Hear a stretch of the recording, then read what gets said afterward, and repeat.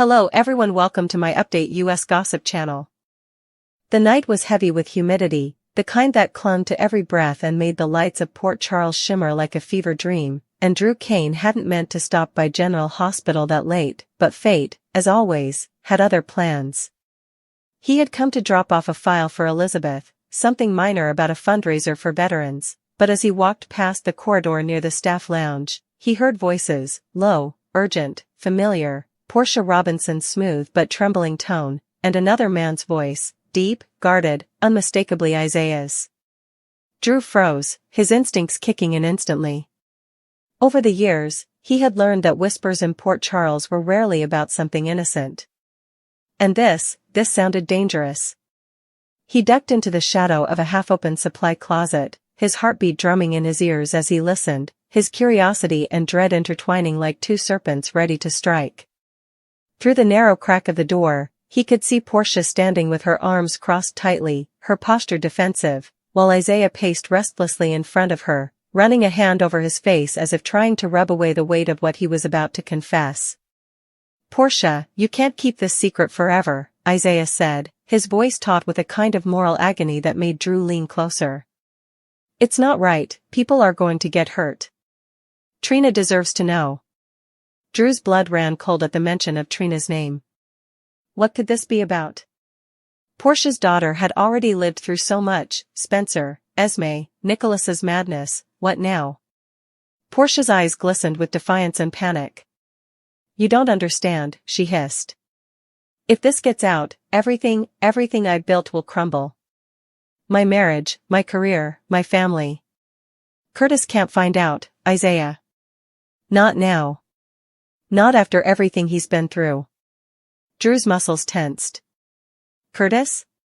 Curtis Ashford? The man had just started to regain control of his life after his tragic accident.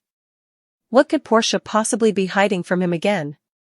Drew remembered all too well the first time she'd kept the truth about Trina's paternity buried, and the fallout that nearly destroyed Curtis's trust. He thought she'd learned from that mistake. But clearly, Portia was still tangled in secrets. Isaiah exhaled, shaking his head in frustration. "Portia, you think you're protecting him, but you're not. Lies have a way of exploding in your face, and when this one does, and it will, you'll lose everything. I can't be part of this anymore." Portia reached out, grabbing his arm, her voice dropping to a desperate whisper. "Please, Isaiah, I'm begging you. You said you cared about me. Then prove it. Help me keep this quiet, just until I figure out what to do." Drew leaned back slightly, his mind spinning. Cared about me? The way Portia said it sent alarm bells through him.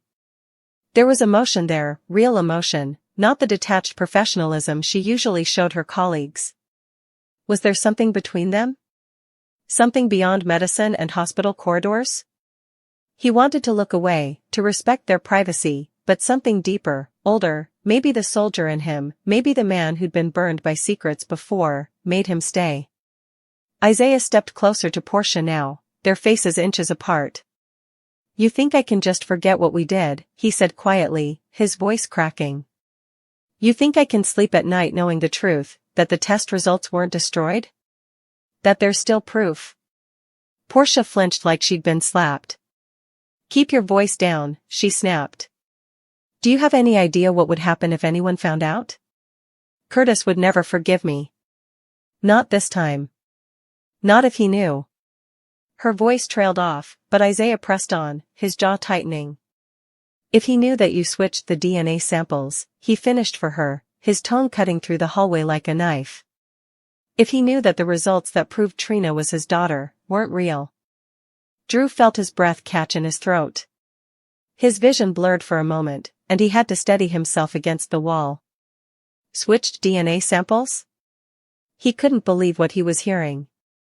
After everything, after all the tears and reconciliations, Portia had faked the test results. That meant Curtis might not be Trina's father after all. Inside the lounge, Portia's composure cracked completely. "I did it for Trina," she said, her voice breaking. She needed stability. She needed Curtis to believe in her, to see her as his own. He loves her, Isaiah, he treats her like his flesh and blood. How could I destroy that? Isaiah's shoulders sagged. You didn't think about how it would destroy you. Or him. You just decided to play God. Portia wiped her tears furiously. You think I don't know that? I wake up every day terrified that someone will find out. But Curtis finally found peace, Isaiah. He's rebuilding his life, learning to walk again, finding purpose. I couldn't take that away from him. Not now. Not when he finally has something to hold on to. Isaiah looked at her for a long, painful moment, then said softly, but you didn't do it just for him. You did it for yourself. Because you couldn't face losing him again. Drew swallowed hard, his throat dry. Every word felt like a revelation he didn't want to hear. He remembered how Curtis had trusted him with personal things before, how they'd stood by each other through chaos. Curtis had already been betrayed once by Portia's lies. To learn this would crush him all over again. Inside the room, Portia turned away, her shoulders shaking. Maybe I did, she whispered. Maybe I did it for all of us. But it's done. It's too late now. Isaiah's eyes narrowed. Not if the truth still exists, he said. The original test results, the ones you said were destroyed, they're still on the hospital's secure server. I made a backup, Portia. In case you ever tried to cover your tracks. And I'm done keeping your secret. The air seemed to vanish from the hallway. Drew's heart pounded violently. The magnitude of what Isaiah had just said hit him like a freight train. Evidence. A backup. Proof that Portia had manipulated the DNA test. Portia turned, horror written all over her face. You didn't, she whispered. Isaiah, please tell me you didn't keep that file. Isaiah stepped back, shaking his head. I did. And maybe I shouldn't have.